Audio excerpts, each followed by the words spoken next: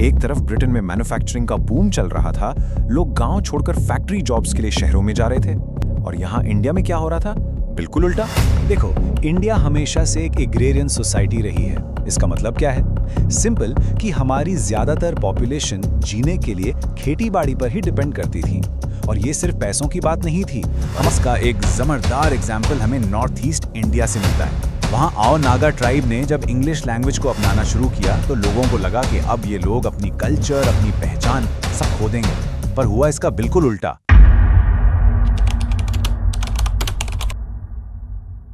Hello students, चलो आज एक बहुत ही इंटरेस्टिंग चैप्टर स्ट्रक्चरल चेंज को बिल्कुल आसानी से समझते हैं। पता है, इसमें हम ये देखेंगे कि कैसे कॉलोनियलिज्म ने सिर्फ हम पर राज ही नहीं किया, बल्कि हमारे पूरे सोशल और इकोनॉमिक ढांचे को यानी स्ट्रक्चर को ही बदल कर रख दिया। तो रेडी हो? चलो शुरू करते हैं। तो ये है हमारा रोड मैप फॉर टुडे। हम सबसे पहले समझेंगे कि ये स्ट्रक्चरल चेंज आखिर होता क्या है। फिर कॉलोनियलिज्म के पीछे जो कैपिटलिस्ट इंजन था उसके बारे में जानेंगे। उसके बाद हम देखेंगे कि इंडस्ट्रीज और शहरों पर इसका क्या असर हुआ, द ग्रेट डी इंडस्ट्रियलाइजेशन। फिर हम बात करेंगे चाय, ट्रेन्स और लोगों की अहम टी प्लांटेशंस जैसे प्रोजेक्ट्स का ह्यूमन कॉस्ट क्या था। और आखिर में हम उस लेगेसी को समझेंगे जो आज भी इंडिया को शेप कर रही है। अच्छा, चलो एक सवाल से शुरू करते हैं। कभी सोचा है कि हम लोग रोड के लेफ्ट साइड पर गाड़ी क्यों चलाते हैं? या फिर हमारे लीगल और एजुकेशन सिस्टम्स जैसे हैं वैसे ही क्यों हैं? ये सब ना कोई कोइंसिडेंस नहीं है। ये सब उसी दौर की, उस कॉलोनियल एरा की ही देन है। तो सबसे पहले ये स्ट्रक्चरल चेंज है क्या? देखो, ये कोई छोटा मोटा बदलाव नहीं है। We are talking about a fundamental shift, एक गहरा परमानेंट बदलाव जो सोसाइटी के बुनियादी ढांचे को, उसके कोर इंस्टीट्यूशंस को और हमारे जीने के नियमों को पूरी तरह से बदल दे। और इस बदलाव को समझने के लिए पहले हमें कॉलोनियलिज्म को डिफाइन करना होगा। सिंपल वर्ड्स में ये एक देश का दूसरे देश पर राज करना है। लेकिन जैसा हम आगे देखेंगे, इंडिया में जो ब्रिटिश कॉलोनियलिज्म था वो पहले के एम्पायर से बहुत बहुत अलग था। अब ये स्लाइड बहुत इंटरेस्टिंग है। इस कॉन्ट्रास्ट को ध्यान से देखो। जो प्री कैपिटलिस्ट एम्पायर्स थे, मतलब ब्रिटिशर्स से पहले के राजा महाराजा, उनका मेन काम क्या था? ट्रिब्यूट कलेक्ट करना, यानी फसल या पैसों का एक हिस्सा ले लिया, बस। वो इकोनॉमी में ज्यादा इंटरफियर नहीं करते थे। लेकिन ब्रिटिशर्स वो इंडस्ट्रियल कैपिटलिज्म से चलते थे। उनका गोल था मैक्सिमम प्रॉफिट। तो उन्होंने सिर्फ एक हिस्सा नहीं लिया, उन्होंने पूरे इकोनॉमिक सिस्टम को ही अपने फायदे के लिए सिस्टमैटिकली बदल दिया। और यही इस चैप्टर का कोर कॉन्सेप्ट है, कॉलोनियलिज्म का कैपिटलिस्ट इंजन। उन्होंने हर चीज में इंटरफेयर किया, लैंड लॉस से लेकर ये डिसाइड करने तक कि कौन सी फसल उगाई जाएगी और सामान कैसे बनेगा। और इन सब के पीछे मकसद सिर्फ एक था, ब्रिटिश कैपिटलिज्म को मजबूत करना। और देखो, ये इंटरफेरेंस कितना डीप था। उन्होंने जमीन के मालिकाना हक बदल दिए। उन्होंने डिसाइड किया कि कौन सी क्रॉप्स उगानी है, जैसे इंडिगो और कॉटन, अपनी टेक्सटाइल मिल्स के लिए। पूरे मैन्युफैक्चरिंग सेक्टर को ही ऑल्टर कर दिया। उनका मकसद कभी इंडिया का डेवलपमेंट नहीं था, बल्कि ब्रिटेन का प्रॉफिट था। ये बिल्कुल वैसा है जैसे कोई आपके घर की वायरिंग इसलिए बदल दे ताकि वो अपने अप्लायंसेस चला सके, आपके नहीं। तो सोचो, इन सब पॉलिसीज का असर क्या हुआ होगा।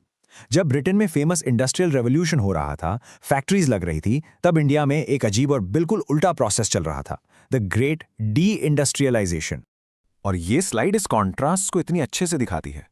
सोचो, एक तरफ ब्रिटेन में मैन्युफैक्चरिंग का बूम चल रहा था, लोग गांव छोड़कर फैक्ट्री जॉब्स के लिए शहरों में जा रहे थे। और यहां इंडिया में क्या हो रहा था? बिल्कुल उल्टा।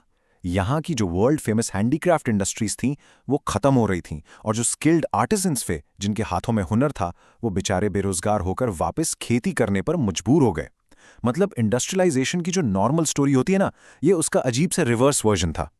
बच्चों, ये पॉइंट एग्जाम के लिए सुपर इंपॉर्टेंट है, इसे बिल्कुल ध्यान से समझना। शहरों की कहानी भी ऐसी ही थी। जो पुराने मशहूर शहर थे, सेंचुरीज से ट्रेड के हब्स थे, वो डिक्लाइन करने लगे और उनकी जगह नए कॉलोनियल शहर बनने लगे। चलो इसको थोड़ा डिटेल में समझते हैं। प्री कॉलोनियल शहर जैसे सूरत और मसूलीपट्टनम ट्रेड और ट्रेडिशनल क्राफ्ट्स के लिए फेमस थे। लेकिन नए कॉलोनियल शहर बॉम्बे, कैलकाटा, मद्रास एक बिल्कुल अलग मकसद से बनाए गए थे। ये कोस्टल पोर्ट्स थे जो एक तरह से वन वे एग्जिट रैंप्स का काम करते थे, जहां से इंडिया का रॉ मटेरियल सीधे ब्रिटेन भेजा जाता था। जैसा कि आप इस स्लाइड में देख सकते हैं, हर शहर एक चीज में स्पेशलिस्ट बन गया। बॉम्बे रॉ कॉटन का हब बना, कैलकाटा जूट का, और मद्रास से कॉफी, शुगर और इंडिगो एक्सपोर्ट होता था। ये शहर ब्रिटेन के ग्लोबल इकोनॉमिक इंजन की सबसे इंपॉर्टेंट लिंक्स बन गए, जिनका काम इंडिया की दौलत को समंदर पार भेजना था। लेकिन कोलोनियलिज्म ने सिर्फ इकोनॉमी और ज्योग्राफी को ही नहीं बदला, उसने लोगों की जिंदगी को भी पूरी तरह से उलट-पुलट कर दिया। और इसका एक बहुत ही पावरफुल और अक्सर बेहद क्रूअल एग्जाम्पल है इंडिया के टी प्लांटेशंस की कहानी। टी इंडस्ट्री की शुरुआत 1851 में असम में हुई, लेकिन एक प्रॉब्लम थी। उस एरिया में पॉपुलेशन बहुत कम थी और इन बड़े बड़े लेबर इंटेंसिव प्लांटेशंस के लिए लोकल मजदूर आसानी से मिल ही नहीं रहे थे। तो झारखंड जैसे दूर के इलाकों से मजदूरों को लाया गया, अक्सर धोखे से और जबरदस्ती। सरकार ने भी ऐसे कानून बनाए जो मजदूरों को नहीं बल्कि प्लांटेशन के मालिकों को प्रोटेक्ट करते थे। इन प्लांटेशंस पर जिंदगी इट वाज एक्सट्रीमली हार्श। हालात बहुत खराब थे और मजदूरों को अक्सर वहां बंधक बनाकर रखा जाता था, वो वहां से जा नहीं सकते थे। तो ऐसी स्टोरीज जैसे टी प्लांटेशंस की हमें कोलोनियलिज्म का ह्यूमन कॉस्ट दिखाती हैं। लेकिन ये जानना भी जरूरी है कि ब्रिटिशर्स ने जो भी बदलाव किए वो सब उनके प्लान के मुताबिक नहीं हुए। कुछ के तो अनइंटेंडेड कॉन्सिक्वेंसेज यानी उल्टे असर भी हुए जो काफी रेवोल्यूशनरी साबित हुए। सो इसमें एक बहुत बड़ा पैराडॉक्स है, एक विरोधाभास। उन्होंने वेस्टर्न एजुकेशन शुरू की ताकि एक ऐसी इंडियन क्लास तैयार हो जो ब्रिटिश एम्पायर को चलाने में मदद कर सके, लॉयल वर्कर्स मिले। लेकिन हुआ क्या? उसी एजुकेशन ने लोगों को आज़ादी, लोकतंत्र और नेशनलिज्म के आइडियाज से इंट्रोड्यूस कराया, जिसने आगे चलकर आज़ादी की लड़ाई को और मजबूत कर दिया। फिर 1947 में आज़ादी के बाद इंडिया के नए लीडर्स के सामने कॉलोनियलिज्म से मिली हुई गरीबी से लड़ने का एक बहुत बड़ा चैलेंज था। उनकी स्ट्रैटेजी थी तेजी से इंडस्ट्रियलाइजेशन करना, हैवी मशीन इंडस्ट्रीज और एक स्ट्रॉन्ग पब्लिक सेक्टर के जरिए, ताकि देश की इकोनॉमिक बैकबोन को मजबूत किया जा सके। लेकिन स्ट्रक्चरल चेंजेस वहीं नहीं रुके, वो आज भी हो रहे हैं।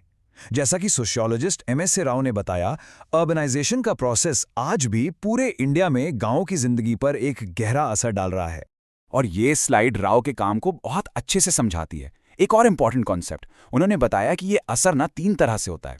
देखो, पहला क्या है, लोग काम के लिए दूर के शहरों में जाते हैं, राइट, और वहां से अपने घर पैसा भेजते हैं, जिससे गांव की इकोनॉमी में चेंज आता है। सेकंड, सोचो कोई गांव है जो एक नए इंडस्ट्रियल टाउन के पास है, तो क्या होगा, उसका पूरा सोशल फैब्रिक, वहां का कल्चर सब बदल जाता है, वहां शहरी लाइफ का इन्फ्लुएंस आ जाता है। और आखिर में तीसरा, बड़े बड़े शहर जैसे दिल्ली या मुंबई जब एक्सपैंड करते हैं तो वो अपने आसपास के गांवों को अपने अंदर ही ले लेते हैं, एब्जॉर्ब कर लेते हैं।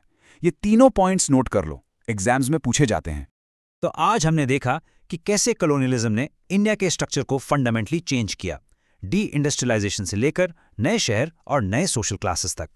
ये बदलाव आज भी हमारी सोसाइटी, पॉलिटिक्स और इकोनॉमी को शेप कर रहे हैं।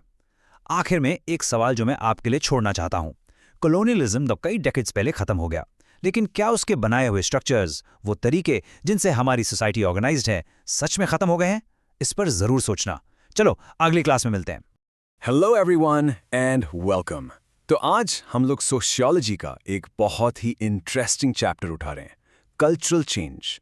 अब देखो, नाम सुन के लगता है कि पता नहीं क्या हैवी ड्यूटी कॉन्सेप्ट होगा, बट ट्रस्ट मी, ये सिर्फ किताबों की बात नहीं है, ये हमारी और आपकी रोज की लाइफ है।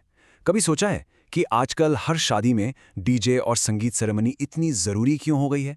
या फिर पहले जहां सिर्फ घर का खाना होता था, अब हम फोक और नाइफ से पास्ता खा रहे हैं? यही तो है कल्चरल चेंज।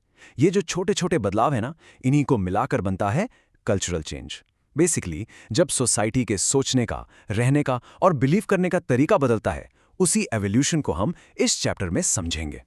ओके, आगे बढ़ने से पहले एक चीज बिल्कुल क्लियर कर लेते हैं, स्ट्रक्चरल चेंज और कल्चरल चेंज में फर्क क्या है। देखो, इसको ऐसे समझो, स्ट्रक्चरल चेंज मतलब सोसाइटी का पूरा फाउंडेशन, पूरा ढांचा बदल जाना। फॉर एग्जाम्पल, पहले लोग खेती करते थे, गांव में रहते थे, फिर अचानक फैक्ट्रीज आईं और लोग काम के लिए शहरों में बसने लगे। इससे सोसाइटी का स्ट्रक्चर ही बदल गया ना। लेकिन कल्चरल चेंज उस स्ट्रक्चर के अंदर की लाइफ है। हमारे आइडियाज क्या हैं, हमारी वैल्यूज क्या हैं, हमारा लाइफस्टाइल कैसा है, जब इन चीजों में बदलाव आता है उसे कहते हैं कल्चरल चेंज। तो एक तरह से एक है सोसाइटी का हार्डवेयर और दूसरा है उसका सॉफ्टवेयर। समझ गए? तो सवाल ये है कि इंडिया में इस बदलाव की हवा चली कहां से? इसके लिए हमें टाइम ट्रैवल करके जाना पड़ेगा 19th सेंचुरी कॉलोनियल इंडिया में। जब ब्रिटिशर्स यहां आए तो वो अपने साथ सिर्फ टॉप और रेलवे नहीं लाए, वो अपने साथ नए आइडियाज का एक पूरा तूफान ले आए। लिबर्टी, इक्वालिटी, रैशनल थिंकिंग, ये सारे आइडियाज इंडियन सोसाइटी के लिए एक आईने की तरह थे। और जब हमने उस आईने में देखा तो एक जबरदस्त डिबेट शुरू हुई, ट्रेडिशन वर्सेस मॉडर्निटी। उस वक्त के थिंकर्स के सामने एक बड़ा सवाल था, क्या हमें अपनी पुरानी परंपराओं को पकड़े रहना चाहिए या फिर उनमें जो गलत चीजें हैं उन्हें बदलना चाहिए। और इसी डिबेट से उभर कर आए हमारे social reformers. I am sure आपने इनके नाम हिस्ट्री में सुने होंगे। राजा राम मोहन रॉय, जिन्होंने सती प्रथा जैसी बुराई के खिलाफ जंग छेड़ दी। ज्योतिबा फूले, जिन्होंने कास्ट डिस्क्रिमिनेशन और विमेंस एजुकेशन के लिए अपनी पूरी जिंदगी लगा दी। सर सैयद अहमद खान, जिन्होंने मुस्लिम कम्युनिटी को मॉडर्न एजुकेशन से जोड़ने का बेड़ा उठाया। और Pandita Ramabai were a fearless champion of women's rights. ये लोग सिर्फ एक्टिविस्ट नहीं थे, ये लोग विजनरीज थे। इन्होंने एक ऐसे इंडिया का सपना देखा था जो मॉडर्न भी हो और अपने रूट से जुड़ा हुआ भी। पता है इन रिफॉर्मर्स की सबसे कमाल की बात क्या थी? उनका अप्रोच। उन्होंने ना तो वेस्ट को आंख बंद करके कॉपी किया, ना ही अपनी ट्रेडिशंस को पूरी तरह से रिजेक्ट कर दिया। उन्होंने एक क्रिएटिव फ्यूजन बनाया। इसका बेस्ट एग्जाम्पल है राजा राम मोहन रॉय।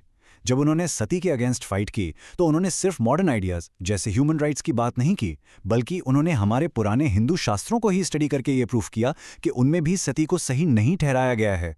सोचो कितना ब्रिलियंट मूव था। वो चेंज लाने के लिए ट्रेडिशन के अंदर से ही लॉजिक ढूंढ रहे थे। It was an absolute master stroke. पर एक सवाल तो दिमाग में आता है, ये नए आइडियाज इतनी तेजी से पूरे देश में फैले कैसे? फेमस सोशियोलॉजिस्ट सतीश साबरवाल इसके 3 मेन रीजंस बताते हैं। पहला, कम्युनिकेशन के नए तरीके आ गए थे। प्रिंटिंग प्रेस की वजह से किताबें और न्यूज़पेपर्स छपने लगे। रेलवेज की वजह से लोग और उनके आइडियाज दोनों ही एक जगह से दूसरी जगह ट्रैवल करने लगे। दूसरा, नए ऑर्गेनाइजेशंस बने जैसे ब्रह्मो समाज और आर्य समाज। ये एक तरह से क्लब्स थे जहां लोग इन नए आइडियाज पर ओपनली डिबेट करते थे। और तीसरा और सबसे इंपॉर्टेंट, खुद इन आइडियाज में इतना दम था।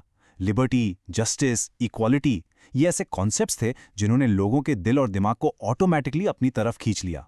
चलिए अब हम आते हैं इस चैप्टर के बिल्कुल कोर पर। ये जो 4 कॉन्सेप्ट्स आप स्क्रीन पर देख रहे हैं ना, इनको दिमाग में लॉक कर लीजिए। एग्जाम्स के लिए ये एक्सट्रीमली इंपॉर्टेंट है। सोशियोलॉजिस्ट का कहना है कि इंडिया में कल्चरल चेंज को अगर ठीक से समझना है तो हमें इन 4 प्रोसेसेस को डिकोड करना पड़ेगा। संस्कृताइजेशन, वेस्टर्नाइजेशन, मॉडर्नाइजेशन और सेक्युलराइजेशन। ये चारों अलग अलग हैं, पर अक्सर एक दूसरे के साथ मिलकर सोसाइटी को बदलते हैं। तो चलिए एक एक करके इन सबको ब्रेक डाउन करते हैं। ओके, तो शुरुआत करते हैं हमारे पहले प्रोसेस से, जिसका नाम है संस्कृताइजेशन। ये कॉन्सेप्ट इंडिया में हमेशा से था, बट इसको ठीक से स्टडी करना 19th एंड 20th सेंचुरी में ही शुरू हुआ। ये टर्म कॉइन किया था one of India's greatest sociologist M.N. Srinivas ने। बिल्कुल सिंपल भाषा में सांस्कृताइजेशन का मतलब है जब सो कॉल्ड लोअर कास्ट के लोग अपर कास्ट के रीति रिवाजों को, उनके लाइफस्टाइल को, उनके कस्टम्स को कॉपी करने लगते हैं। इसके पीछे मोटिव क्या होता है? उम्मीद ये होती है कि अगर हम उनकी तरह बिहेव करेंगे, उनके जैसे रिचुअल्स फॉलो करेंगे, जैसे वेजिटेरियन हो जाना या सीक्रेट थ्रेड पहन लेना, तो सोसाइटी में हमारा स्टेटस भी ऊपर उठ जाएगा और हमें भी वैसी ही रिस्पेक्ट मिलेगी। ये एक तरह से सोशल लैडर पर ऊपर चढ़ने की कोशिश है, पर उसी लैडर के रूल्स को फॉलो करते हुए। लेकिन, और यहाँ एक बहुत बड़ा लेकिन है, इस प्रोसेस को क्रिटिकली देखना बहुत जरूरी है। पहली बात, ये प्रोसेस कास्ट सिस्टम के स्ट्रक्चर को चैलेंज नहीं कर रहा। ये उसी सिस्टम को एक्सेप्ट करके उसके अंदर ही बेहतर पोजीशन पाने की कोशिश है। ये सिस्टम को तोड़ने की बात नहीं करता। दूसरी बात, ये अनजाने में ही सही ये मान लेता है कि अपर कास्ट का कल्चर सुपीरियर है और लोअर कास्ट का कल्चर इन्फीरियर है, तभी तो कॉपी करने की जरूरत पड़ रही है, राइट? और इस चक्कर में कई बार लोग डाउरी जैसी गलत प्रथाएं भी अडॉप्ट कर लेते हैं, क्योंकि वो अपर कास्ट में कॉमन होती हैं। और इसका सबसे बड़ा आघात दलित कल्चर और उनकी अपनी आइडेंटिटी पर पड़ता है, जो कमजोर हो जाती है। इस प्रोसेस की लिमिटेशंस को समझने के लिए कुमुद पवाड़े की स्टोरी से बेहतर कोई एग्जाम्पल नहीं है। वो एक दलित महिला थीं जिन्होंने मेहनत करके संस्कृत में प्रोफेसरशिप हासिल की। अब आप सोचिए, संस्कृत एक ऐसी लैंग्वेज जिसे हमेशा से अपर कास्ट डोमेन माना गया है। उन्होंने उस डोमेन को कॉन्कर किया, पर क्या इससे उनके अगेंस्ट डिस्क्रिमिनेशन खत्म हुआ? बिल्कुल नहीं। उन्हें अपनी यूनिवर्सिटी में लोगों से बहुत ह्यूमिलिएशन फेस करनी पड़ी। उन्होंने अपने एक आर्टिकल में लिखा है कि जिस संस्कृत ने उन्हें आइडेंटिटी दी, उसी ने उनसे वो छीन भी ली। उनकी स्टोरी हमें साफ साफ दिखाती है कि सिर्फ अपर कास्ट के सिंबल्स अडॉप्ट कर लेने से जमीन पर हकीकत नहीं बदलती। ओके, सो संस्कृताइजेशन के बाद जो दूसरा सबसे बड़ा कल्चरल चेंज का इंजन बना हमारे सोसाइटी में, वो था वेस्टर्नाइजेशन। इंटरेस्टिंगली, ये टर्म भी हमें M.N. श्रीनिवास ने ही दिया था। तो वेस्टर्नाइजेशन है क्या? सिंपली पुट, ये वो सारे बदलाव हैं जो इंडियन सोसाइटी और कल्चर में 150 साल से ज़्यादा के ब्रिटिश रूल की वजह से आए। और प्लीज़ ये मत सोचना कि ये सिर्फ जीन्स पहनना या इंग्लिश बोलना है। नहीं, इसका असर बहुत गहरा है। हम जो फ्रिज यूज़ करते हैं, जो टीवी देखते हैं, हमारे स्कूल्स का सिस्टम, हमारा लीगल सिस्टम, यहाँ तक कि हमारे खाने पीने की आदतें, इन सब पर ब्रिटिश रूल का असर है। बेसिकली हमारी लाइफ में आज जो भी मॉडर्न टेक्नोलॉजी या इंस्टीट्यूशंस हैं, उनकी रूट्स कहीं ना कहीं इस वेस्टर्नाइजेशन से ही जुड़ी हैं। पर यहाँ एक बहुत ही इंटरेस्टिंग सवाल खड़ा होता है। क्या वेस्टर्न लाइफस्टाइल अपना लेने का मतलब ये है कि हमारी सोच भी मॉडर्न हो गई है? ज़रूरी नहीं। और यही है वेस्टर्नाइजेशन का सबसे बड़ा पैराडॉक्स, सबसे बड़ा कॉन्ट्रडिक्शन। हम अक्सर देखते हैं, कोई आदमी अमेरिका से पढ़कर आया है, लेटेस्ट आईफोन यूज़ कर रहा है, सोशल मीडिया पर इक्वालिटी की बातें लिख रहा है, लेकिन घर आकर वही आदमी अपनी बहन को आगे पढ़ने से रोकता है या अपनी वाइफ से एक्सपेक्ट करता है कि वो जॉब छोड़ दे। तो इसका मतलब क्या हुआ कि बाहर से मॉडर्न दिखना और अंदर से मॉडर्न होना, ये दो बिल्कुल अलग अलग चीज़ें हो सकती हैं। और यही जो कन्फ्यूजन है ना, मॉडर्न दिखना वर्सेस मॉडर्न होना, इसे क्लियर करता है हमारा तीसरा प्रोसेस, मॉडर्नाइजेशन। लोग अक्सर वेस्टर्नाइजेशन और मॉडर्नाइजेशन को एक ही चीज समझ लेते हैं, but please remember they are fundamentally different. इसको सिंपल तरीके से ऐसे समझो, वेस्टर्नाइजेशन ज्यादातर एक एक्सटर्नल यानी बाहरी चेंज है, कपड़े, टेक्नोलॉजी, लाइफस्टाइल, जबकि मॉडर्नाइजेशन एक इंटरनल यानी अंदर का चेंज है। ये एक माइंडसेट शिफ्ट है। मॉडर्न होने का मतलब है साइंटिफिक और लॉजिकल तरीके से सोचना, इंडिविजुअल फ्रीडम को रिस्पेक्ट करना, और सबसे इंपॉर्टेंट ये मानना कि किसी इंसान की वैल्यू उसके जन्म से नहीं, उसके टैलेंट यानी अचीव्ड स्टेटस से होनी चाहिए, ना कि अस्क्राइब्ड स्टेटस से। इसीलिए आप एक ट्रेडिशनल साड़ी पहनकर भी एक वर्ल्ड क्लास मॉडर्न साइंटिस्ट हो सकते हैं। मॉडर्न होने के लिए वेस्टर्न होना जरूरी नहीं है। और इसका एक जबरदार एग्जाम्पल हमें नॉर्थ ईस्ट इंडिया से मिलता है। वहाँ आओ नागा ट्राइब ने जब इंग्लिश लैंग्वेज को अपनाना शुरू किया तो लोगों को लगा कि अब ये लोग अपनी कल्चर, अपनी पहचान सब खो देंगे। पर हुआ इसका बिल्कुल उल्टा। इंग्लिश उनके लिए कॉमन लिंक लैंग्वेज बन गई, जिसके जरिए अलग अलग नागा ट्राइब्स आपस में बेहतर कम्युनिकेट करने लगे। उन्होंने इस मॉडर्न टूल को अपनी ही कल्चर को और ज्यादा स्ट्रांग करने के लिए यूज किया। तो यहाँ देखिए, एक वेस्टर्न एलिमेंट ने उनकी ट्रेडिशनल आइडेंटिटी को कमजोर नहीं किया, बल्कि उसे और मजबूत बना दिया। चलिए, अब आते हैं अपने आखिरी और शायद सबसे कॉम्प्लेक्स प्रोसेस पर, सेक्युलराइजेशन। ये एक ऐसा वर्ड है जिसका मतलब इंडिया में वेस्ट के मतलब से काफी अलग है, और इस फर्क को समझना एग्जाम के लिए बहुत बहुत इंपॉर्टेंट है। देखो, जब हम वेस्ट में सेक्युलराइजेशन की बात करते हैं तो उसका मतलब होता है कि पब्लिक लाइफ से रिलीजन का इन्फ्लुएंस कम हो रहा है। पॉलिटिक्स, लॉ, एजुकेशन, इन सब चीज़ों से रिलीजन को अलग किया जा रहा है। बट इंडिया में ऐसा नहीं हुआ। यहाँ रिलीजन पब्लिक लाइफ से गायब नहीं हुआ, बल्कि उसका रोल रीडिफाइन हो गया। रिलीजन यहाँ ज़्यादातर एक पर्सनल चॉइस, एक प्राइवेट मैटर बन गया है, जो मॉडर्न लाइफ के साथ साथ पैरेलल चलता है। इसका सबसे पावरफुल एग्जाम्पल है secularisation of caste. Traditionally caste का फंक्शन पूरी तरह से रिलीजियस था, राइट? प्योरिटी, पोल्यूशन, शुद्ध अशुद्ध, इन सब कॉन्सेप्ट्स पर बेस था।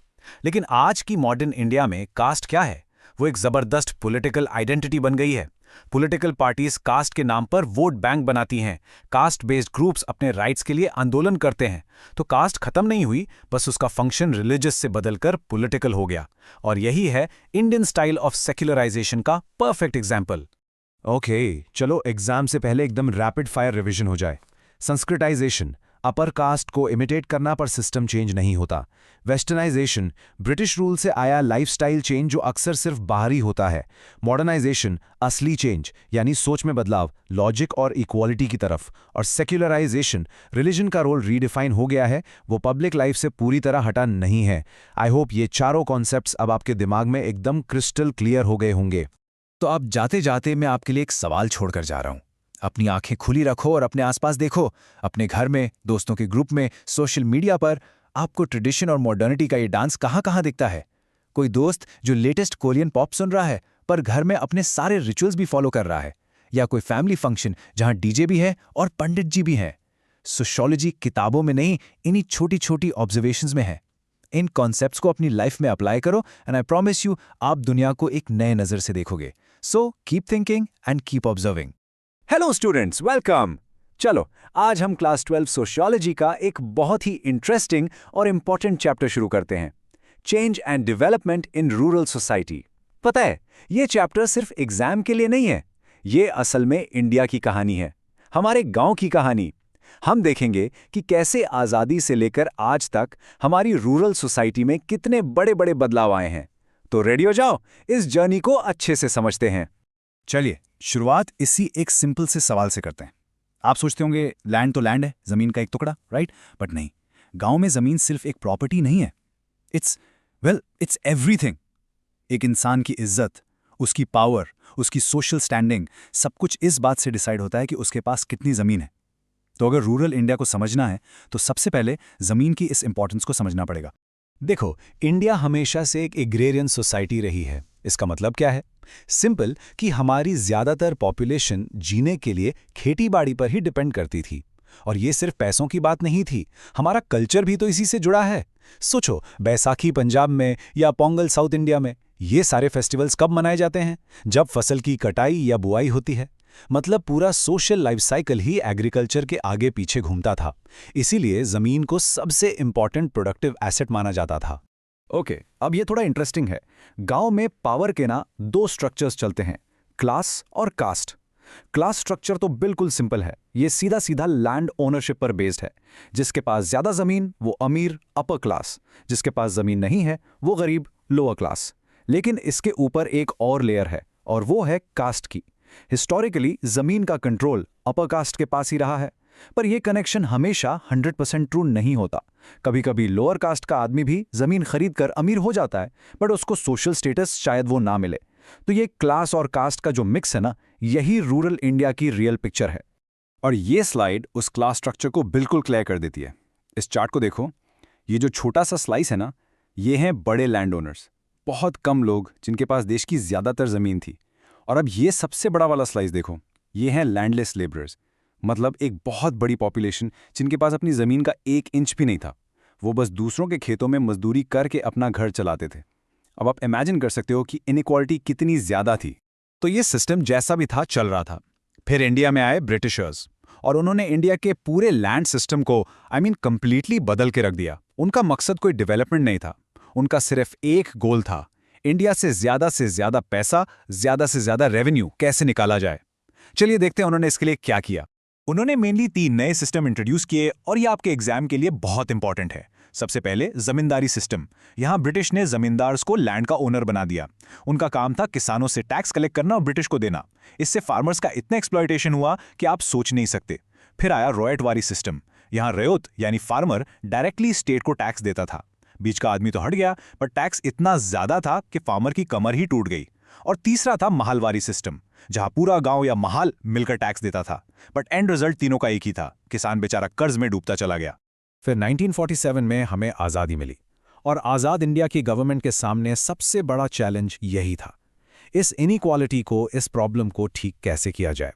इस हिस्टोरिकल इनजस्टिस को सुधारने के लिए गवर्नमेंट ने अनाउंस किए लैंड रिफॉर्म्स। सो इन लैंड रिफॉर्म्स का प्लान क्या था? सिंपल स्टेप्स में समझते हैं। पहला, एबोलिशन ऑफ जमींदारी, मतलब स्टेट और फार्मर के बीच से इस पावरफुल मिडलमैन को हटाना। दूसरा, टेनेंसी रिफॉर्म्स, यानी जो टेनेंट या बटाएदार दूसरे की जमीन पर खेती कर रहा है उसको सिक्योरिटी देना और रेंट को रेगुलेट करना। और तीसरा, जो सबसे बड़ा कदम था, वो था लैंड सीलिंग एक्ट्स। इसका मतलब था कि एक लिमिट लगा दी गई कि एक फैमिली कितनी जमीन रख सकती है। एक्स्ट्रा जमीन सरकार ले लेगी और उसे लैंडलेस लोगों में बांट देगी। लेकिन ये जो लैंड सीलिंग एक्ट्स थे ना, ये ज्यादातर स्टेट्स में फेल हो गए। गैस क्यों? क्योंकि बड़े बड़े लैंड ओनर्स बहुत स्मार्ट थे। उन्होंने इसका एक लूप होल निकाल लिया। उन्होंने अपनी एक्स्ट्रा जमीन अपने रिश्तेदारों, नौकरों, दूर के कजिन्स सबके नाम पे ट्रांसफर कर दी। ऑफिशियली ऑन पेपर जमीन बढ़ गई, बट इन रियलिटी कंट्रोल उसी एक फैमिली के पास रहा।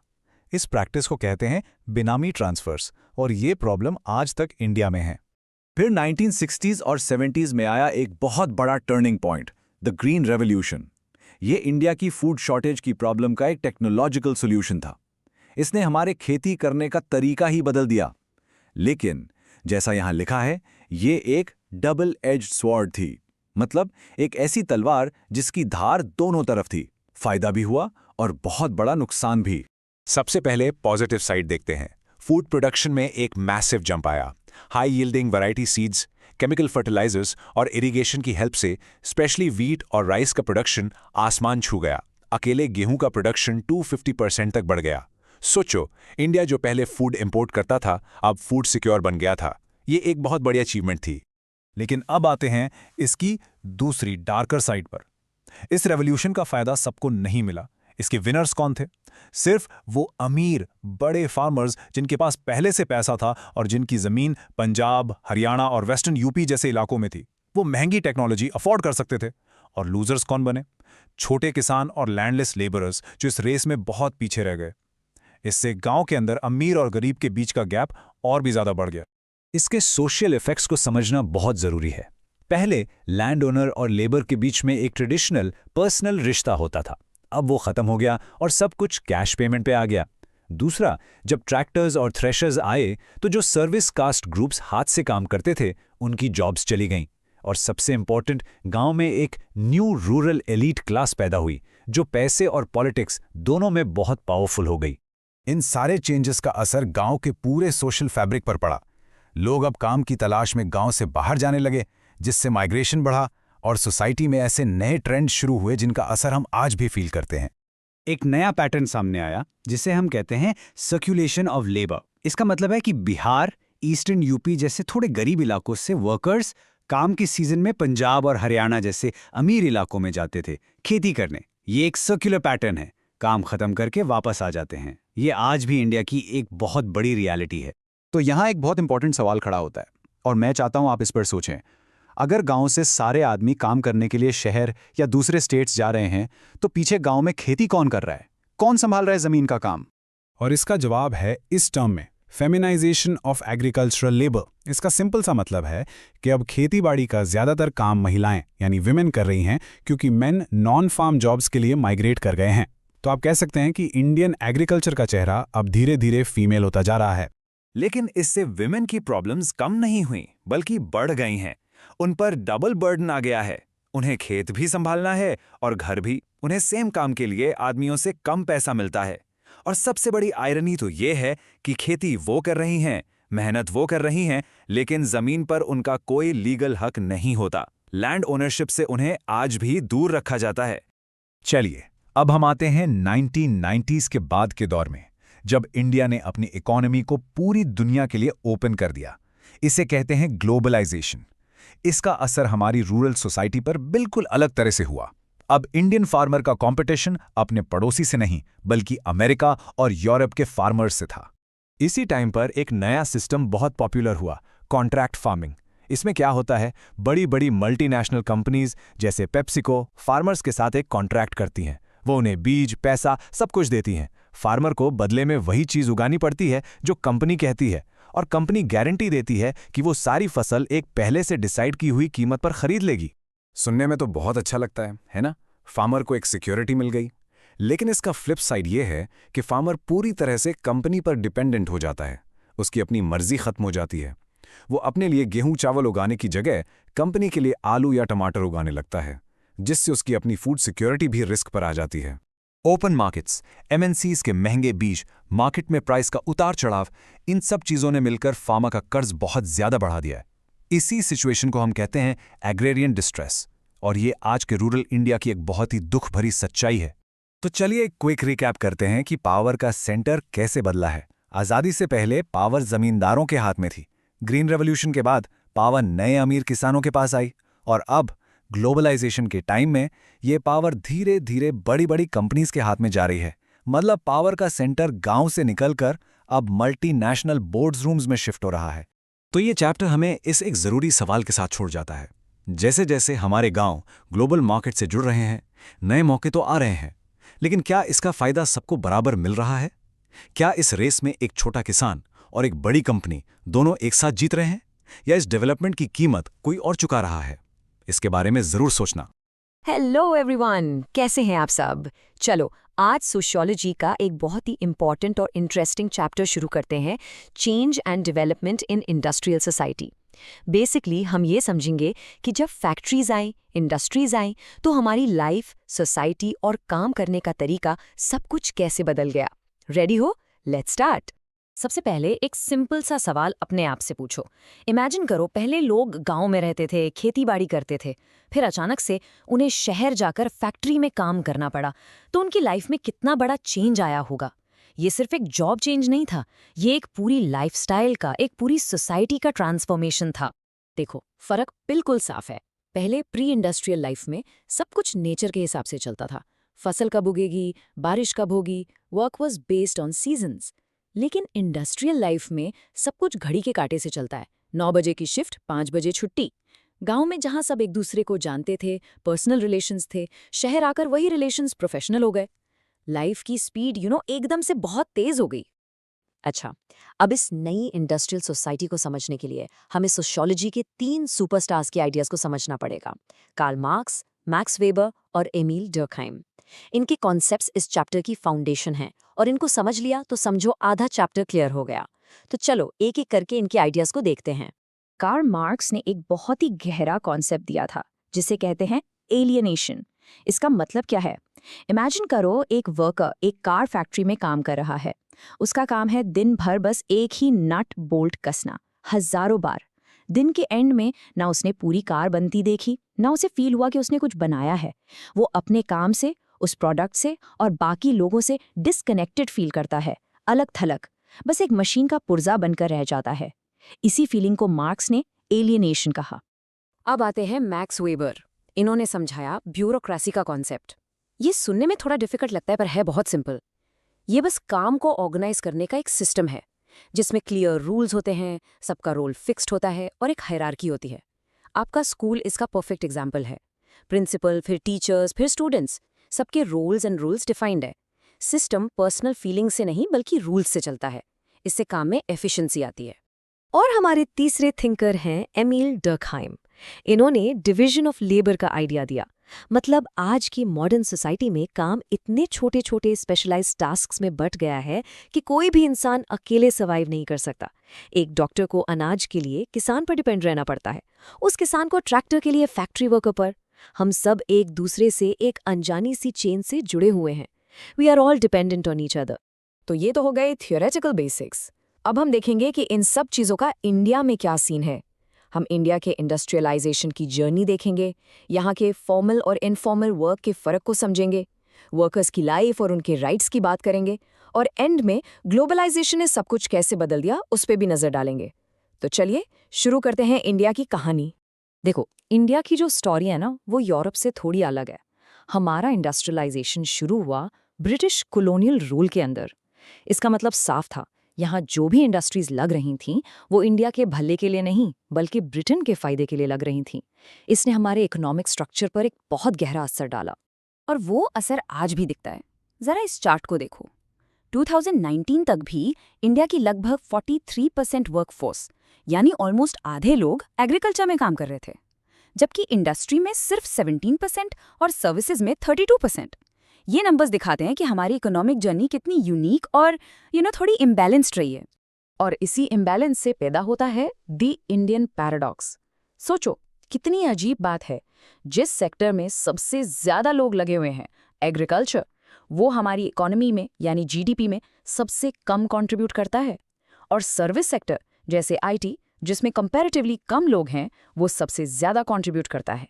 ये हमारी इकोनॉमी का एक बहुत बड़ा चैलेंज है। चलो अब इंडिया की एम्प्लॉयमेंट के सबसे बड़े सच को समझते हैं। ये concept formal versus informal work exam के लिए तो सुपर इंपॉर्टेंट है ही, बट इससे आपको अपने देश की ज़मीनी हकीकत समझ आएगी। ये नंबर अपने दिमाग में बिठा लो, मोर देन 90%। इसका मतलब है कि इंडिया में हर 10 में से 9 लोग जो काम कर रहे हैं वो इनफॉर्मल या अनऑर्गेनाइज सेक्टर में हैं। यानी उनके पास ना कोई जॉब सिक्योरिटी है, ना पेड लीव, ना पीएफ, ना मेडिकल बेनिफिट्स। ये हमारी वर्कफोर्स की सबसे बड़ी और सबसे अहम सच्चाई है। तो ये फॉर्मल और इनफॉर्मल है क्या? देखो, फॉर्मल सेक्टर यानी ऑर्गेनाइज्ड सेक्टर में आते हैं आपके बैंक एम्प्लॉयज़ या गुड़गांव के आईटी पार्क में काम करने वाले सॉफ्टवेयर इंजीनियर्स। उनकी जॉब सिक्योर है, रेगुलर सैलरी आती है, वर्किंग आवर्स फिक्स्ड हैं। दूसरी तरफ है इनफॉर्मल सेक्टर, जैसे आपके घर के पास सब्जी बेचने वाला या कंस्ट्रक्शन साइट पर काम करने वाला डेली वेज लेबरर। ना उनकी इनकम फिक्स्ड है, ना कल काम मिलेगा इसकी कोई गारंटी है। नंबर्स और थ्योरी से आगे बढ़कर चलो अब एक वर्कर की लाइफ में झांक कर देखते हैं एक्चुअली काम करना होता कैसा है। एक असेंबली लाइन पे खड़े रहना या जमीन के नीचे एक अंधेरी कोल माइन में उतरना कैसा होता होगा? कंपनीज अक्सर प्रोडक्टिविटी बढ़ाने के लिए एक टेक्निक यूज करती हैं जिसे कहते हैं टेलरिज्म। इसमें होता क्या है कि काम को इतने छोटे छोटे टुकड़ों में तोड़ दिया जाता है कि वर्कर को सोचना ही ना पड़े, बस एक ही काम दिन भर रिपीट रिपीट रिपीट। इससे कंपनी की आउटपुट तो बहुत बढ़ जाती है, पर सोचो उस वर्कर के बारे में, उसके लिए वो काम कितना बोरिंग, टायरिंग और एलियनेटिंग हो जाता है। और बात सिर्फ बोरिंग काम की नहीं है, कई जगह तो काम इतना डेंजरस होता है कि लोग अपनी जान हथेली पर रखकर काम करते हैं। कोल माइंस का सोचो, हर पल डर रहता है कि छत ना गिर जाए, आग ना लग जाए या कोई जहरीली गैस लीक ना हो जाए, और इसके बदले में उन्हें मिलती हैं टीबी और सिलिकोसिस जैसी खतरनाक बीमारियां, और अक्सर बेसिक सेफ्टी गियर तक नहीं दिया जाता। अब ऐसी डिफिकल्ट कंडीशंस में वर्कर्स को समझ आया कि अकेले अकेले लड़ने से कुछ नहीं होगा, एकजुट होना पड़ेगा, अपनी आवाज उठानी पड़ेगी। और इसी जरूरत से पैदा हुई ट्रेड यूनियंस। ये वर्कर्स की ऑर्गेनाइजेशंस हैं जो उनके हक के लिए, बेहतर सैलरी और सेफ्टी के लिए मैनेजमेंट से लड़ती हैं। इससे जुड़े 2 टर्म्स बहुत इंपॉर्टेंट हैं, इनका डिफरेंस ध्यान से समझो, स्ट्राइक और लॉकआउट। जब वर्कर्स अपनी मांगे मनवाने के लिए काम करना बंद कर देते हैं, उसे कहते हैं स्ट्राइक। लेकिन जब मैनेजमेंट ही गुस्से में आकर फैक्ट्री के गेट पर ताना लगा देती है, तो उसे कहते हैं लॉकआउट। एक हथियार वर्कर के पास है, दूसरा मैनेजमेंट के पास। इंडिया की हिस्ट्री में ऐसी ही एक बहुत बड़ी स्ट्राइक हुई थी, 1982 की Bombay textile strike. Can you imagine, 2.5 lakh workers एक साथ स्ट्राइक पे चले गए थे। ये स्ट्राइक लगभग 2 साल चली, पर इसका एंड बहुत ट्रैजिक हुआ। स्ट्राइक फेल हो गई, हजारों वर्कर्स की जॉब्स चली गईं और मुंबई की पहचान, वहां की टेक्सटाइल मिल्स, हमेशा के लिए बंद हो गईं। और फिर 1990s में इंडिया की इकोनॉमी में एक तूफान आया। एक नया चैप्टर शुरू हुआ जिसे हम कहते हैं LPG, यानी लिबरलाइजेशन, प्राइवेटाइजेशन और ग्लोबलाइजेशन। इन पॉलिसीज ने इंडिया में काम करने के तरीके को, जॉब मार्केट को हमेशा के लिए बदल दिया। सिंपल भाषा में समझे तो लिबरलाइजेशन ने प्राइवेट कंपनीज के लिए रूल्स आसान कर दिए, प्राइवेटाइजेशन में सरकारी कंपनीज प्राइवेट हाथों में चली गईं, और ग्लोबलाइजेशन ने इंडिया के दरवाजे पूरी दुनिया के लिए खोल दिए। इसी से एक नया ट्रेंड शुरू हुआ जिसे कहते हैं आउटसोर्सिंग। मतलब अमेरिका की कंपनी अपना कॉल सेंटर बैंगलोर में खोल लेती है, क्योंकि यहाँ सस्ते में काम हो जाता है, बिल्कुल जैसे आप अपना प्रोजेक्ट किसी और से करवा लो to save time and money. तो इस ग्लोबलाइजेशन का असर डबल एज्ड स्वॉर्ड जैसा था। एक तरफ IT पार्क्स और कॉल सेंटर्स में नए मॉडर्न जॉब्स आए, बट दूसरी तरफ कॉस्ट कटिंग के चक्कर में कंपनीज ने परमानेंट जॉब्स की जगह कॉन्ट्रैक्ट बेस्ड वर्क देना शुरू कर दिया। इससे जॉब इनसिक्योरिटी बहुत बढ़ गई। तो इस पूरे चैप्टर को अगर हम समराइज करें तो हमने क्या सीखा? यही कि इंडस्ट्रियल सोसाइटी ने हमें आगे तो बढ़ाया, डेवलपमेंट लाया, नई अपॉर्चुनिटीज दी, पर इसकी एक कीमत चुकानी पड़ी। साथ में आई इनइक्वालिटी, एक्सप्लॉयटेशन और एक कांस्टेंट डर जॉब इनसिक्योरिटी का। और अब एक सवाल मैं आप सबके लिए छोड़कर जा रहा हूं। आज हम AI और ऑटोमेशन की दुनिया में जी रहे हैं, जहां कहा जा रहा है कि रोबोट्स हमारा काम ले लेंगे। तो आपको क्या लगता है आने वाले टाइम में हमारा, आपका फ्यूचर ऑफ वर्क कैसा होने वाला है? इसके बारे में जरूर सोचना। चलिए मिलते हैं अगले चैप्टर में। Keep learning. हेलो स्टूडेंट्स, तो चलिए आज सोशियोलॉजी का एक बहुत ही इंटरेस्टिंग और इम्पॉर्टेंट चैप्टर शुरू करते हैं, सोशल मूवमेंट्स। ये एक ऐसा चैप्टर है जो सिर्फ किताबों में नहीं है, ये हमारी लाइफ का हिस्सा है। हम जो वीकेंड की छुट्टी मनाते हैं या हम जो वोट दे पाते हैं, ये सब चीज़ें आसमान से नहीं टपकी हैं। इन सब के पीछे इन्हीं सोशल मूवमेंट्स की एक लंबी कहानी है। कभी सोचा इस बारे में? ये जो हमें संडे को आराम से छुट्टी मिलती है, या जैसे ही हम 18 के होते हैं we get the right to vote, ये सब हमें गिफ्ट में नहीं मिला है, बिल्कुल नहीं। इन सब राइट्स के पीछे ना लोगों का बहुत लंबा स्ट्रगल है, उनके प्रोटेस्ट है, उनके सोशल मूवमेंट्स है। इन्हीं आंदोलनों ने हमारी सोसाइटी को वैसा बनाया है जैसी वो आज है। So this topic is directly connected to you. तो आखिर ये सोशल मूवमेंट है क्या? What is it? देखो, डेफिनेशन बहुत सिंपल है, बस 3 वर्ड्स याद रखो, सस्टेन्ड, ऑर्गेनाइज्ड और कलेक्टिव। सस्टेन्ड यानी जो लंबा चले, ऑर्गेनाइज्ड यानी जिसका एक स्ट्रक्चर हो, एक प्लान हो, और कलेक्टिव यानी जिसमें बहुत सारे लोग एक साथ जुड़े हों। और ये एफर्ट किस लिए होता है? या तो सोसाइटी में कोई चेंज लाने के लिए, या फिर किसी चेंज को रोकने के लिए। फॉर एग्जाम्पल, राजा राम मोहन रॉय ने सती प्रथा को हटाने के लिए मूवमेंट चलाया, राइट? वो चेंज लाना चाहते थे, पर उसी के अगेंस्ट धर्म सभा ने एक काउंटर मूवमेंट शुरू किया टू रेजिस्ट दैट चेंज। दोनों ही सोशल मूवमेंट्स हैं। ओके, सो इस चैप्टर में हम क्या क्या कवर करने वाले हैं, एक क्विक लुक ले लेते हैं। पहले हम समझेंगे कि सोशल मूवमेंट आखिर होता क्या है, उसके फीचर्स क्या हैं। फिर आएगा इस चैप्टर का सबसे इंपॉर्टेंट टॉपिक, ओल्ड और न्यू सोशल मूवमेंट्स के बीच का डिफरेंस। इसके बाद इन कॉन्सेप्ट्स को हम रियल इंडियन एग्जाम्पल से समझेंगे और आखिर में वील सी कि ये सब पढ़ना जरूरी क्यों है। ये रोड मैप आपको चैप्टर समझने में बहुत हेल्प करेगा। चलिए तो शुरू करते हैं। ऐसी क्या चीज है जो एक सिंपल से प्रोटेस्ट को एक मूवमेंट बना देती है? हर भीड़, हर धरना, हर जुलूस एक सोशल मूवमेंट तो नहीं होता, right? To be called a movement उसके कुछ खास कैरेक्टरिस्टिक्स होने चाहिए। And please pay close attention, ये एग्जाम पॉइंट ऑफ व्यू से एक बहुत इंपॉर्टेंट क्वेश्चन है। तो एक मूवमेंट के मेन पिलर्स क्या है? Number 1, sustained collective action. मतलब ये 1-2 दिन का गुस्सा नहीं है। Think about India's freedom struggle, वो सालों तक चला। That was a movement. Number 2, organisation and leadership. बिना लीडर और प्लानिंग के कोई भी प्रोटेस्ट बस एक भीड़ बनकर रह जाता है। एक प्रॉपर स्ट्रक्चर, एक लीडर बहुत जरूरी है। Number 3, shared ideology. मतलब मूवमेंट में शामिल सभी लोगों का मकसद एक होना चाहिए, उनकी सोच एक होनी चाहिए, जैसे सभी लोग एनवायरनमेंट को बचाना चाहते हैं। And number 4, directed against the state. ज्यादातर सोशल मूवमेंट्स सरकार से यानी स्टेट से अपनी मांगे रखते हैं, उनकी पॉलिसीज को चैलेंज करते हैं। तो ये मूवमेंट्स अपनी बात पब्लिक तक और सरकार तक कैसे पहुंचाते हैं? वेल, इसके बहुत से तरीके हैं। कुछ सिंबॉलिक होते हैं, जैसे आपने कैंडल मार्चेस देखे होंगे या लोग काले कपड़े पहनकर विरोध करते हैं। ये मीडिया का अटेंशन खींचते हैं। फिर कुछ क्रिएटिव तरीके भी हैं, जैसे नुक्कड़ नाटक यानी स्ट्रीट प्लेज या प्रोटेस्ट सॉन्ग्स, जिनके थ्रू मैसेज आम लोगों तक पहुंचता है। और हाँ, गांधी जी के मेथड्स को हम कैसे भूल सकते हैं? सत्याग्रह, नॉन वायलेंस और सिविल डिसोबीडियंस। उनका सॉल्ट मार्च इसका सबसे पावरफुल एग्जाम्पल है, जिसने पूरी दुनिया को प्रोटेस्ट करने का एक नया तरीका सिखाया। ओके एवरीवन, अब आते हैं इस चैप्टर के सबसे इम्पोर्टेंट कॉन्सेप्ट पर, the difference between old and new social movements. इसको अच्छे से समझ लिया ना, तो बोर्ड एग्जाम का एक क्वेश्चन तो पक्का समझो। आई कैन ऑलमोस्ट गारंटी इस टॉपिक से क्वेश्चन आएगा ही आएगा, सो प्लीज फोकस। ये स्लाइड ये पूरी कहानी बता रही है। लेफ्ट साइड में देखो, ये हैं ओल्ड सोशल मूवमेंट्स, पुराने वाले। इनका मेन फोकस क्या था? क्लास, यानी वर्कर्स, पेजेंट्स, मजदूर और किसान। इनकी लड़ाई इकोनॉमिक राइट्स के लिए थी, पॉलिटिकल पावर के लिए थी। और इनको लीड कौन करता था? बड़ी बड़ी पॉलिटिकल पार्टीज और ट्रेड यूनियंस। अब आओ राइट साइड पे, न्यू सोशल मूवमेंट्स। यहाँ फोकस क्लास नहीं, आइडेंटिटी है, पहचान, जैसे विमेन, दलित्स, ट्राइबल्स। इनका गोल इकोनॉमिक इक्वालिटी से ज्यादा क्वालिटी ऑफ लाइफ है, रिकग्निशन है, सेल्फ रिस्पेक्ट है। और इनको कौन लीड करता है? NGOs, student groups, civil society. So the biggest shift is from class to identity. Simple.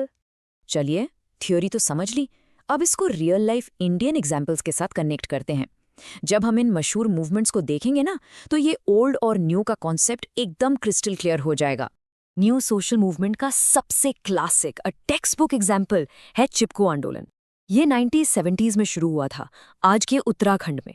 नाम ही कितना इंटरेस्टिंग है ना, चिपको। इसका मतलब है टू हग या चिपक जाना। तो स्टोरी ये थी कि सरकार ने जंगल के पेड़ काटने का कॉन्ट्रैक्ट एक कंपनी को दे दिया, और वही जंगल जहां से लोकल लोग सदियों से अपनी रोजी रोटी चला रहे थे, उनको वहां जाना मना कर दिया। इमेजिन। तो जब कंपनी के लोग कुल्हाड़ी लेके पहुंचे, तो गांव के लोग, स्पेशली वहां की औरतें, आगे आईं और पेड़ों से लिपट गईं। उनका कहना था, पेड़ काटने से पहले हमें काटो। सो ये सिर्फ पेड़ बचाने की लड़ाई नहीं थी, ये अपने रिसोर्सेज पर हक, अपनी लाइवलीहुड और एनवायरनमेंट को बचाने की लड़ाई थी। यानी कि ये एक क्वालिटी ऑफ लाइफ का मूवमेंट था। न्यू मूवमेंट्स का एग्जाम्पल देख लिया। चलो अब टाइम में थोड़ा पीछे चलते हैं और बात करते हैं ओल्ड सोशल मूवमेंट्स की। जैसा हमने डिस्कस किया था, इनका बेस क्लास था, यानी किसान और मजदूर जो अपने इकोनॉमिक एक्सप्लॉयटेशन के खिलाफ लड़ रहे थे। फार्मर्स मूवमेंट्स तो बहुत पुराने हैं। ब्रिटिश रूल के टाइम वो लैंडलॉर्ड्स के खिलाफ लड़े। आज़ादी के बाद उनकी डिमांड्स बदली। अब वो अपनी फसल के लिए बेहतर दाम, सब्सिडीज और लोन माफी के लिए प्रोटेस्ट करने लगे। सिमिलरली वर्कर्स मूवमेंट्स, उनकी लड़ाई किसके लिए थी? फेयर वेजेस, 8 घंटे का वर्क डे, सोशल सिक्योरिटी। और इनको लीड कौन कर रहा था? Trade unions. तो देख रहे हो, दोनों ही केसेस में मुद्दा सीधा सीधा इकोनॉमिक है, पैसा। Okay, so old class-based movements are clear. Let's get back to new social movements. चिपको तो बस एक एग्जाम्पल था। इनके अलावा भी बहुत से मूवमेंट्स हैं जिनका कॉमन फैक्टर है सोशल आइडेंटिटी, यानी सामाजिक पहचान। For instance, Dalit movements. इनकी लड़ाई सिर्फ आर्थिक शोषण के खिलाफ नहीं थी, ये थी आत्मसम्मान के लिए, सेल्फ रिस्पेक्ट के लिए। ये अनटचेबिलिटी के अगेंस्ट, सोशल इक्वालिटी और डिग्निटी पाने की लड़ाई थी। In the same way tribal movements, उनकी फाइट थी अपने जल, जंगल, जमीन को दिक्कूज यानी आउटसाइडर्स से बचाने की, अपने कल्चर, अपने रिसोर्सेज को प्रोटेक्ट करने की। तो इन दोनों ही केसेस में आप देखो ये अपनी पहचान, अपनी आइडेंटिटी के लिए लड़ रहे हैं। और न्यू सोशल मूवमेंट्स की लिस्ट में एक और बहुत ही पावरफुल नाम है, द वुमेन्स मूवमेंट। इंडिया में इसकी हिस्ट्री भी बहुत पुरानी और काफी रिच रही है। इसकी शुरुआत तो 19th सेंचुरी में ही हो गई थी, जब सोशल रिफॉर्मर्स ने सती और चाइल्ड मैरिज जैसी प्रैक्टिसेस के अगेंस्ट आवाज उठाई। फिर फ्रीडम स्ट्रगल में भी वुमेन का पार्टिसिपेशन जबरदस्त था। लेकिन असल बदलाव आया 1970s के बाद। तब मूवमेंट के मुद्दे बदले। अब फोकस आ गया domestic violence, dowry, workplace harassment जैसे इश्यूज पर।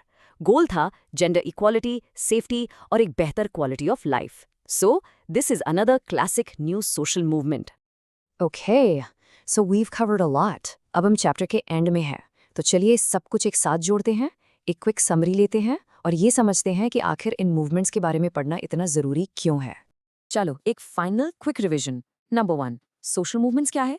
दे are organized collective efforts for change. Number 2, दो तरह के हैं, ओल्ड और न्यू। ओल्ड यानी class based economic issues, farmers, workers. New यानी identity based quality of life, environment, women, Dalits.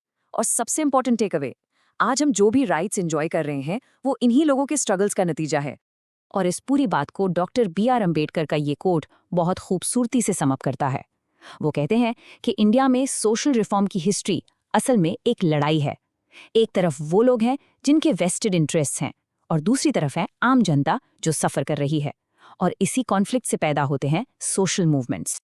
तो इस चैप्टर को ख़त्म करने से पहले एक सवाल आपके लिए, थोड़ा सोचिए, जब आप अपने आसपास देखते हैं, अपनी सोसाइटी, अपने शहर में, ऐसी कौन सी एक चीज़ है जो आपको लगता है बदलनी चाहिए? ऐसा कौन सा बदलाव है जिसके लिए आप आगे आना चाहेंगे?